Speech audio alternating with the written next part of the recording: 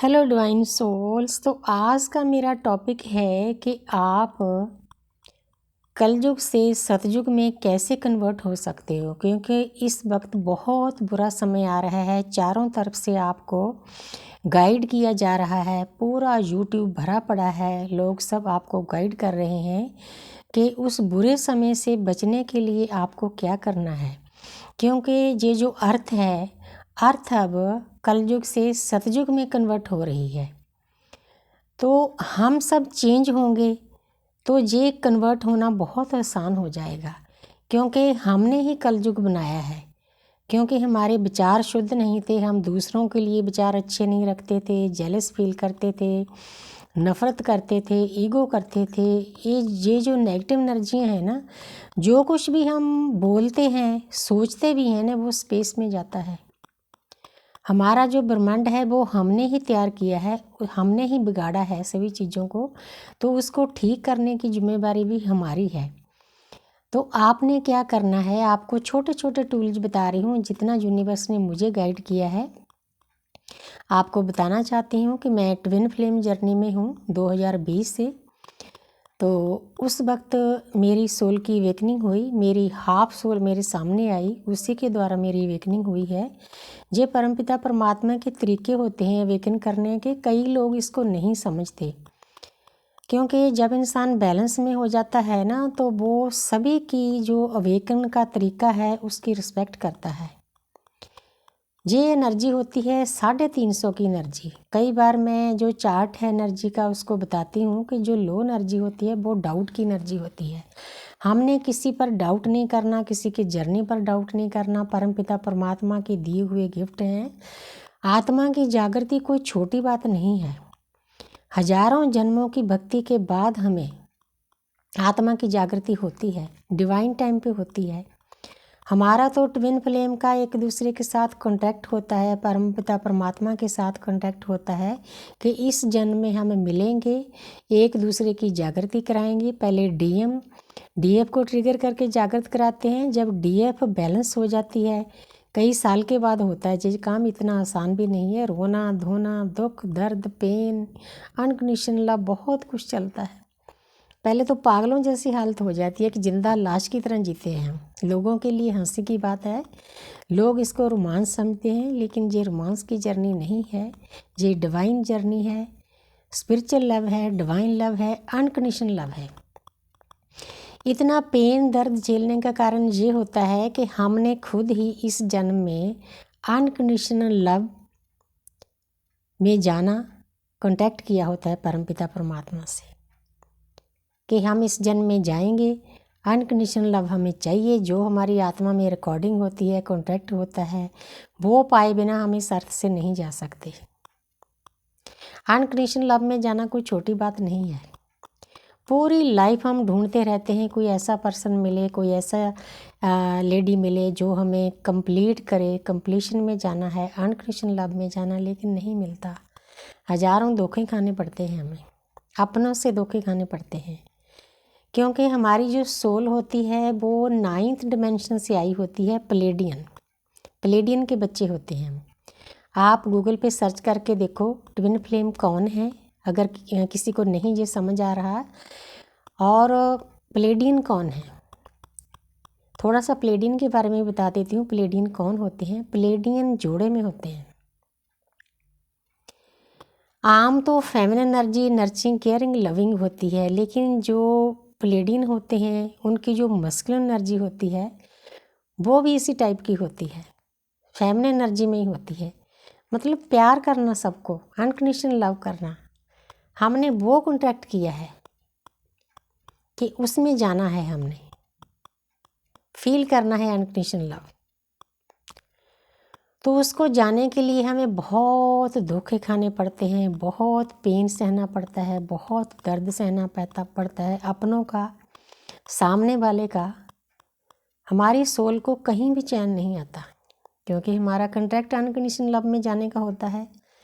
तो फिर एक ऐसा डिवाइन टाइम आता है तो हमारी हाफ सोल को, आधी सोल को, हमारे ट्विन को हमारे सामने लाया जाता है। तो ऐसे हो जाता है जैसे किसी दरख्त की जड़ों को हिला दिया जाता है, हमारा हार्ट चक्र ओपन हो जाता है। जो काम करने के लिए आए थे शुरुआत हो जाती है, लेकिन इतनी आसान नहीं है। काफ़ी दर्द, काफ़ी पेन ट्विन से भी झेलना पड़ता है।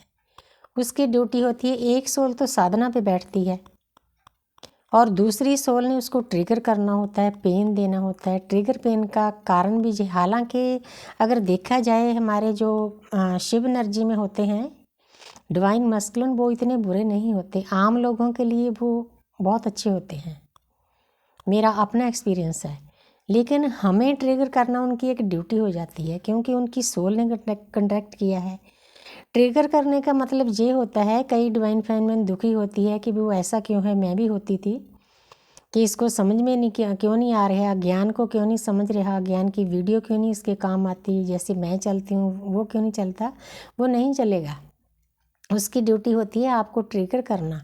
जो आपके अंदर जन्मों जन्मों की मैल पड़ी है, कार्मिक अकाउंट पड़े हैं, उनको सरफेस पे लाना उसका काम होता है। पहले बबल फेस होता है, पहले तो कुछ पता ही नहीं चलता ये क्या है, उसके बाद फिर ऑन ऑफ होता है, फिर वो भागना शुरू करता है, अपनी ड्यूटी पूरी करता है। तो पहले पहले डिवाइन फेमिनिन को समझ में नहीं आता कि ऐसा क्यों करता है, लेकिन फिर आस्ते आस्ते 3-4 साल के बाद मुझे इसको समझने के लिए 3.5 साल लगे थे। हालांकि परमपिता परमात्मा की कृपा से इतनी परमात्मा ने हिम्मत दी मुझे, इतना मतलब टाइम टू टाइम गाइडेंस मिलती रही, गुरु टीचर मेंटर सब टाइम पे मिलते रहे, और मैं साधना में मैंने कभी चूक नहीं की थी।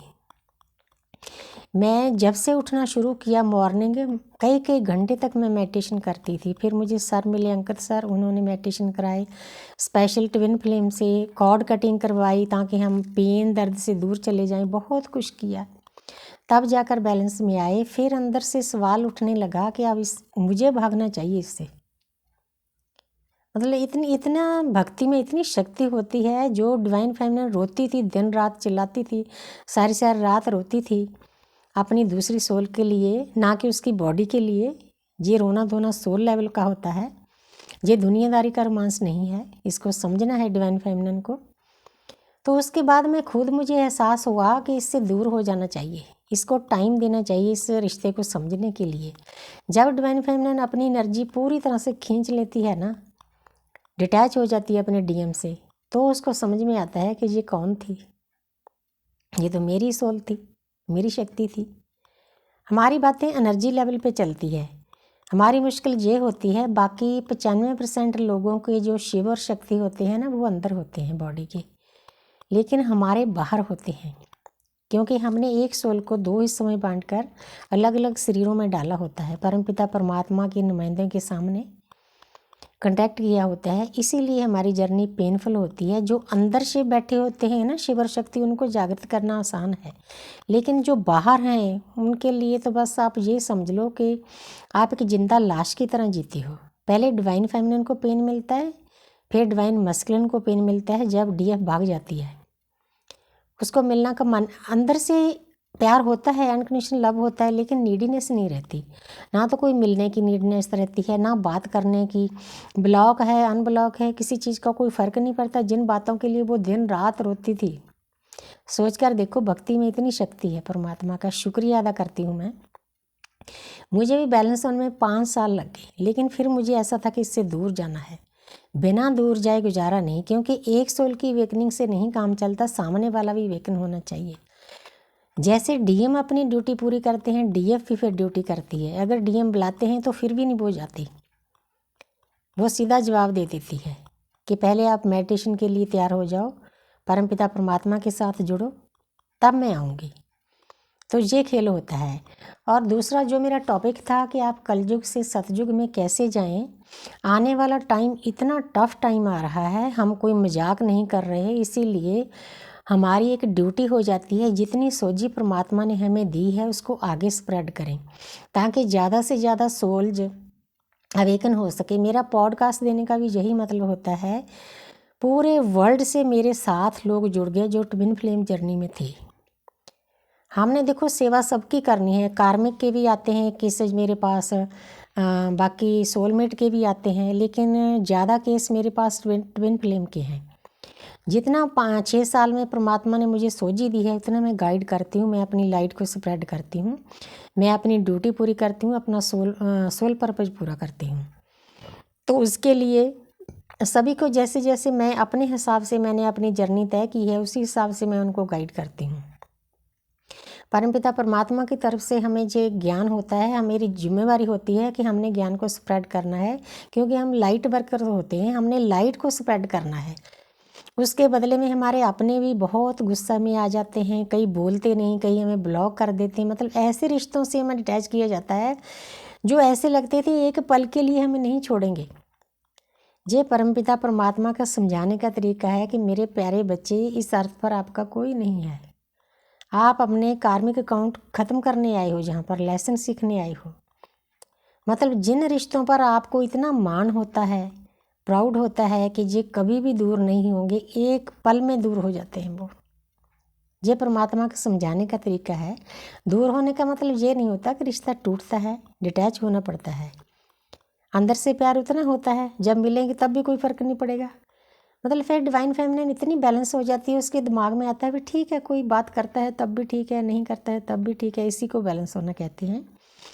और अब मैं आती हूँ अपने टॉपिक पर। सभी लोगों को मैं हाथ जोड़कर बेनती करती हूँ कि आने वाला युग बहुत बुरा आ रहा है। 2026 से लेकर 2030 तक बहुत बुरा टाइम आ रहा है। उससे बचने के लिए क्या करना है? उससे बचने के लिए नाम जप करो। जिस भी धर्म में परमात्मा ने आपको जन्म दिया है उसी धर्म का नाम जप करो। कम से कम घंटा, आधा घंटा करो। उसके बाद आप मेडिटेशन करो आधा घंटा। अगर नहीं आपको पता, आप मुझसे गाइडेंस ले सकते हो। 7 चक्रा की मेडिटेशन करो। जो आपके जन्मों जन्मों के कर्म पड़े हैं वहाँ अपने आपके चक्रों में, वो थोड़ा सा हलचल होगी। उसके बाद आप सिंगल चक्रा पर वर्क करो। उसके बाद फिर आप श्वासों पर आ जाओ। आनापानसति क्रिया करो। मैं भी वही करती हूँ। हालांकि मैं शाम को 7 चक्र बैलेंस भी करती हूँ, और भी जैसे जैसे यूनिवर्स की तरफ से गाइडेंस मिलती है। अब मेरा अष्ट देवियों का जागृत करने का चल रहा है शाम को, वो अभी करके हटी हूँ। तो हमें करना होता है, हमें रुकना नहीं होता। हमने जो अपने अंदर सोई हुई शक्ति है उनको जगाना होता है। तो मेरा कहने का मतलब ये था कि सबसे पहले नाम जप, फिर मेडिटेशन, फिर चक्रा बैलेंसिंग, उसके बाद डिवाइन को सरेंडर करना, सेल्फ लव करना, पूरी प्रकृति को अनकंडीशनल लव करना। अगर किसी को प्रेयर चाहिए है तो आप मुझसे प्रेयर ले सकते हो। छोटी सी एनर्जी है उसकी एक्सचेंज करने की। प्रेयर का काम बहुत बड़ा हो जाता है। उसके साथ आप यूनिवर्स के साथ कनेक्ट हो जाते हो, एंजल के साथ कनेक्ट होते हो। आपके कार्मिक अकाउंट खाली करने के लिए होपनोपनो डालती हूँ। तो उसके सिवा फिर प्रकृति के साथ जोड़ती हूँ। मतलब देखने को एक प्रेयर है, अरदास है, लेकिन उसके काम बहुत बड़े हैं।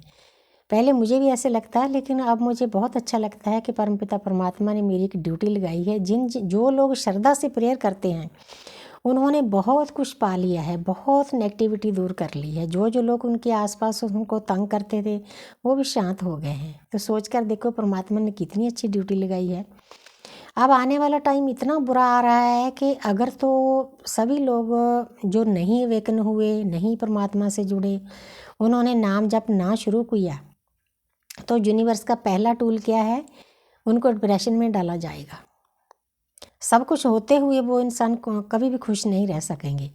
अगर वो डिप्रेशन में डालने के बाद भी नहीं सही रास्ते पर चले तो उनकी जॉब ख़त्म कर दी जाएगी, उनके बिजनेस ख़त्म कर दिए जाएंगे, सेकेंड अटैक ये होगा। तो उसके बाद भी डिवाइन के और छोटे छोटे टूल्स हैं। तो उसके बाद जो बहुत बड़ा होने वाला है, तो परमपिता परमात्मा डिवाइन के पास एक ही तरीका रहता है। जैसे एक आपने जहाज, एरोप्लेन का हादसा, एयर क्रैश देखा सबने, तो उसमें जो सोल्स ने बुरा किया था उनको सभी को एक जगह इकट्ठा किया गया। परमात्मा ऐसे ही सिस्टम कर रहे हैं। प्लीज़ सभी को मैं बेनती करती हूँ कि सही रास्ते पर आ जाओ। जल के नीचे जो एलियन होते हैं उनका सीधा कनेक्शन ऊपर होता है ब्रह्मांड से। वहाँ से बहुत हाई लेवल पर तैयारियां हो रही है। जल के नीचे बहुत बड़ा एक सिस्टम है जो पूरे सृष्टि के साथ जुड़ा हुआ है। अब परमात्मा के पास एक ही तरीका रह गया कि इंसान को छोटे छोटे टूल से, जब वो नहीं सही रास्ते पर चलेंगे तो एक बड़ा टूल बरतना पड़ेगा। अपने बच्चों को पेन देना पड़ेगा, दर्द देना पड़ेगा। आप उससे बचो प्लीज़। प्लीज़ प्लीज़ सभी को बेनती करती हूँ कि नाम जप करो, चक्रा बैलेंस करो, सेल्फ लव करो, अनकंडीशनल लव करो, प्रकृति के साथ प्यार करो। जो काम करने के लिए हम आए हैं अर्थ पर, 4 युग हो गए हम यहाँ पर आए हुए, जो हमने काम करना था वो तो हमने किया ही नहीं। हम माया नगरी में हैं, लालच में हैं, नफरत करते हैं एक दूसरे को, ईगो करते हैं। क्यों करते हो? वननेस में जाओ। पेड़ पौधे, पक्षी, जानवर, इंसान, हम सब एक हैं। कोई जात पात ऊंच नीच नहीं है। कई लोग कहते हैं हम गुरुद्वारा साहब को मानते हैं, लेकिन जात पात के बंधन फिर भी नहीं छोड़ते। बाहर आकर फिर वो वही बातें करते हैं। मानस की जात सभी एक को पहचान वो, इस चीज़ को तो कोई समझता ही नहीं है। गेट से बाहर आने के बाद सब भूल जाते हैं, जात पात का नाम लेते हैं, कोई बड़ा है कोई छोटा है। इसीलिए बेनती करती हूँ कि छोटे छोटे जो टूल्स मैंने बताए हैं उनको शुरू कर दो। मैं अपने बच्चों को भी बोलती हूँ, आप सभी मेरे बच्चे हैं। हम सभी सोल्स एक हैं, हम परमात्मा की ज्योत हैं। हर एक इंसान में उतनी ही शक्तियाँ हैं।